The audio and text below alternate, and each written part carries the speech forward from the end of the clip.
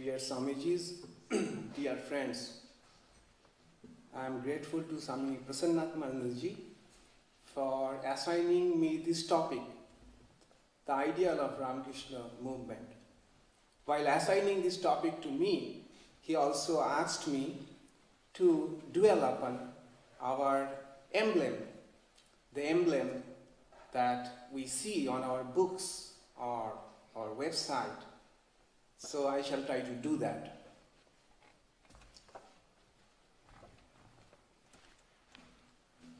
Probably most of you know that summer of Calcutta is hot and humid.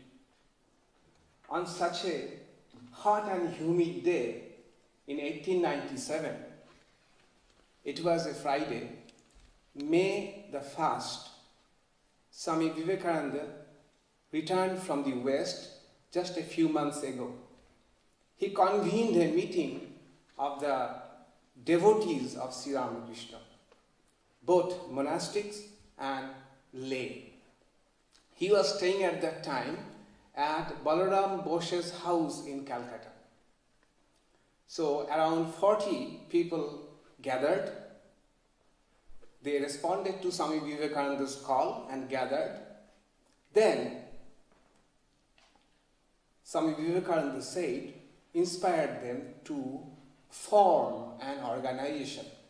He said that after having traveled different parts of the world, it is now my firm conviction that no good thing can be done without organization.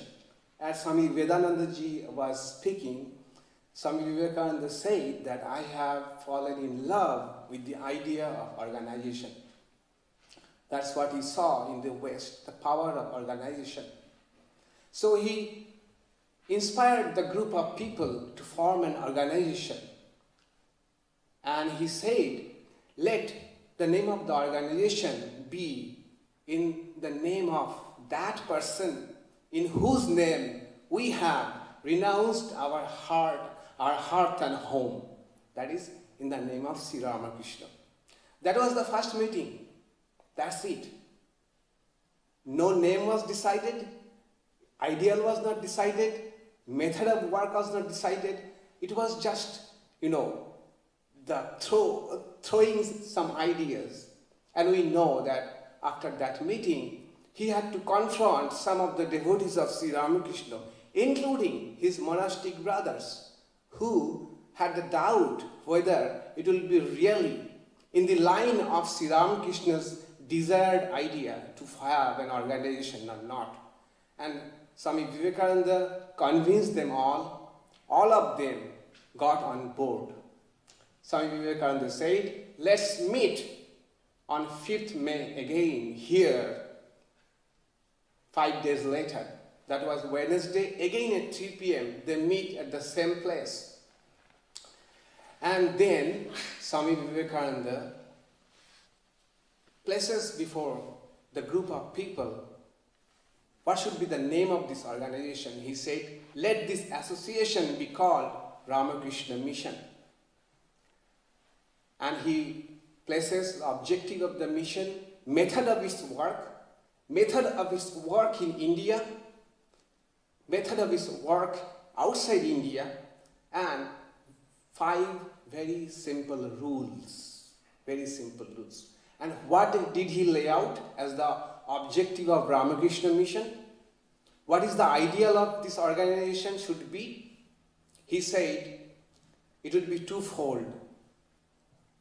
To propagate the spiritual truths preached by Sri Ramakrishna and demonstrated in his own life, which were demonstrated in his own life. Propagate those spiritual ideas for the good of humanity. Secondly, to help humankind to apply these ideas for their physical, intellectual, and spiritual needs. So twofold ideas.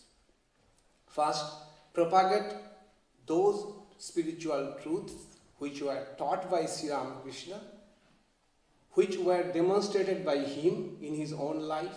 Secondly, to help humankind to apply those spiritual truths for their physical, intellectual and spiritual development. Now I have a question for you. Do you think it is possible to preach or propagate spiritual ideals without practicing them? Even if it were yes, it would not be in line with Sri Ramakrishna's teachings. Okay, so it implied that the members of the Ramakrishna mission who will be preaching the spiritual truths taught by Sri Ramakrishna, demonstrated by him, they would also practice those spiritual truths, right? Now the second question for you, what are the spiritual truths that Swami Vivekananda had in mind? Among many things that Sri Ramakrishna taught, among many spiritual truths of which he was an embodiment, what Swami Vivekananda exactly had in his mind? Any guess? Shiva Jnana Jiva Shiva, it's a good guess. Atmana Mokshattam, good guess. So what spiritual truths Swami Vivekananda had in mind when he was speaking about Sri Ramakrishna's life? What was the core? Okay, let's hear from him. In 1896, Swami Vivekananda rarely talked about Sri Ramakrishna in the West, very rarely. But he gave two talks, My Master. One is in New York, one is in London. In 1896, even before he founded this organization. These two talks were clubbed together and have been published in complete works of Swami Vivekananda called My Master. There he says, I am quoting, he says, a man can be intellectual or devotional or mystic or active, but it is possible to combine all four of them, and that's what future humanity is going to do. And he says that was Sri Ramakrishna's idea of religion. So what was Sri Ramakrishna's idea of religion, and what, according to Swami Vivekananda, the future humanity is going to do? Integration, combination of four yogas. Jnana Yoga, the path of wisdom; Bhakti Yoga, path of devotion; Raja Yoga, path of meditation or mysticism; and Karma Yoga, the path of unselfish service. It was 1896. 1898, after a few months of founding Ramakrishna Mission, Swami Vivekananda was asked by the monks to form some rules which will guide the life of the monks. He was reluctant, but they said, we need some guidance to how to lead our life.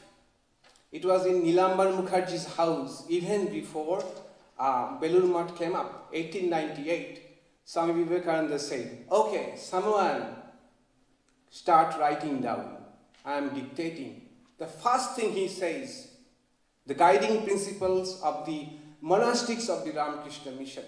He said, the object of this monastery, that is monasteries of all Ramakrishna Mission, is to form character by combining four yogas: Jnana, Bhakti, Raja and Karma. Four yogas. Then in 1900, during his second visit to the US, in Pasadena, Southern California, January 1900, in the Universalist Church, Swami Vivekananda gave two talks on possibility of a universal religion. This is a big talk. That is Swami Vivekananda speaking about the future of humanity.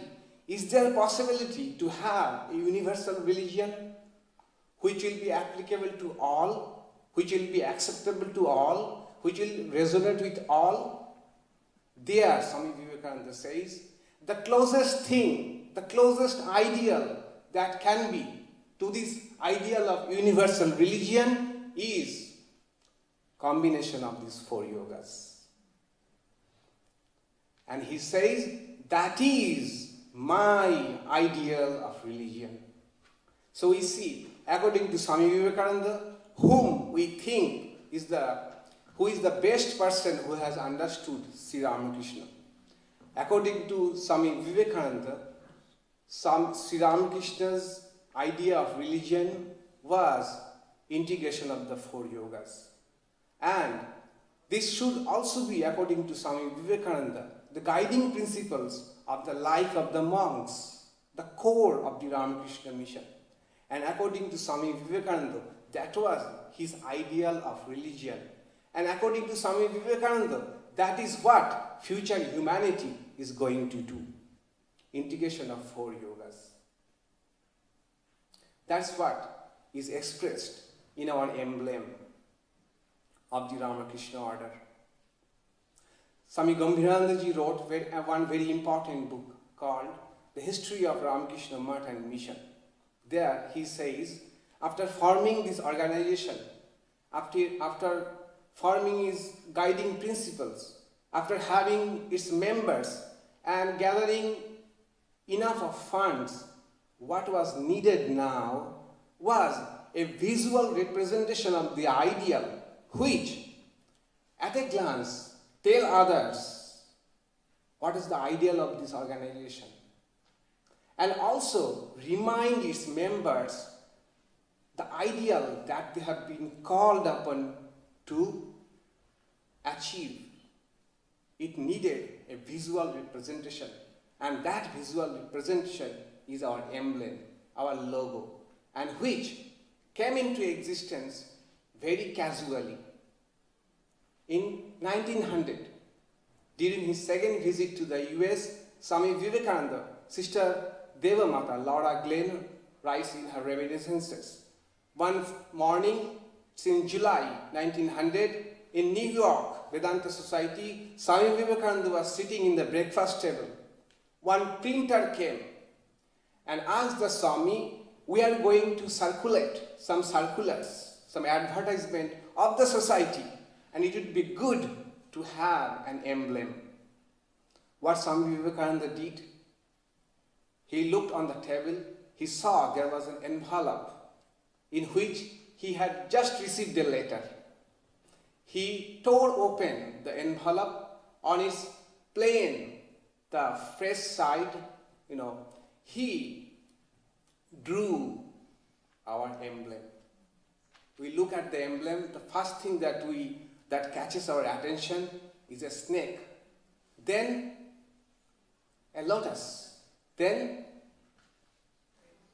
a swan, then a rising sun, and then water, wavy water. Swami Vivekananda, in a moment, instantaneously drew that emblem for us, the momentous thing, but casually. So it was very much evident that these ideas were brewing in his mind for a long time, incubating in his mind for a long time. What should be the visual representation of our organization? Okay, he drew it, threw the envelope to the printer and said, draw it to scale. Draw it to scale. And then after a few days, on 24th July, he writes to Josephine MacLeod. This is the first time we hear from Swami Vivekananda himself explaining the emblem. He says, the sun is equal to jnana, wisdom. The lotus is equal to bhakti, devotion. The stormy water is equal to karma, path of karma yoga. The swan and the snake is yoga, path of yoga or kundalini shakti. And the swan is that supreme self. Then he says, the motto therefore is, may that swan send us. That is, we shall see what he meant by that. May that swan, and then he writes, how do you like it? How do you like it? When he went back to India in 1900, he explains further. No, it was in 1898, yes. It comes in his discussion with a great artist, Ranada Prasad Dasgupta. There he explains further. Then he says that the stormy water means karma yoga, and the lotus, bhakti yoga, the rising sun, wisdom, the snake, raja yoga, and tanno hamso prachodayat, the inscription, the Sanskrit writing, tanno hamso prachodayat means the swan, the Paramatman that is at the center of the emblem. Let that swan inspire us. Let that swan inspire us. So this inscription is part of a greater mantra called Paramahamsa Gayatri. Om Hamsayo Vidmahe Paramahamsayo Dhimahi Tanno Hamso Prachodayat. He takes the last phrase, Tanno Hamso Prachodayat. The meaning of this verse is, we know our own self is nothing other than that Supreme Self. And knowing thus, we meditate on that Supreme Self. That Supreme Self, that swan, great swan, let that great swan inspire us. Let that great swan inspire us. So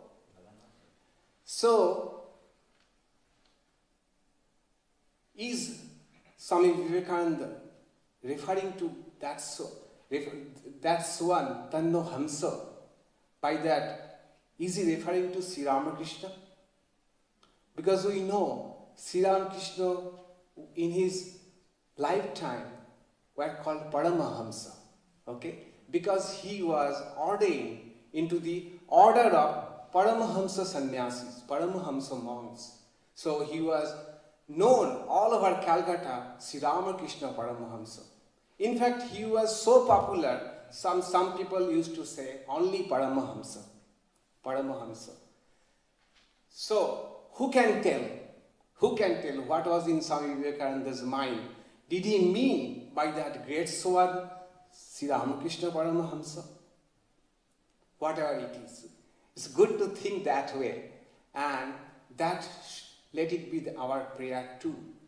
That let that great swan, our Paramatma, or Sri Ramakrishna, inspire us to integrate 4 yogas in our life and find spiritual fulfillment in our life, and also inspire us to help others to practice the integration of 4 yogas in their life.